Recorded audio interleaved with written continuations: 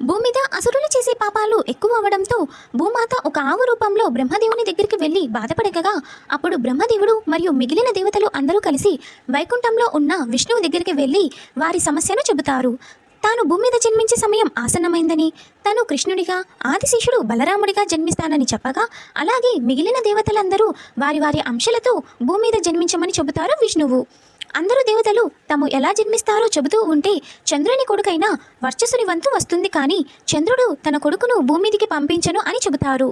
దీనికి మిగిలిన దేవతలందరూ ఒప్పుకోరు. ఇక చంద్రుడు చేసేదేమీ లేక తన కొడుకు భూమి మీద జన్మించడానికి ఒప్పుకుంటారు, కానీ ఒక షరతు పెడతారు. ఆ షరతు ఏమిటంటే తమ పుత్రుడు కేవలం 16 సంవత్సరాలు మాత్రమే భూమి మీద ఉంటాడని. అనగా దీనికి దేవతలందరూ ఒప్పుకుంటారు. ఆ చంద్రుని కుమారుడు వర్చసుడే అర్జుని కొడుకు అభిమన్యుడిగా జన్మిస్తాడు. తన 16వ ఏట పద్మవ్యూహంలో అర్జునుడి కొడుకు అభిమన్యుడు వీరమరణం పొందుతారు.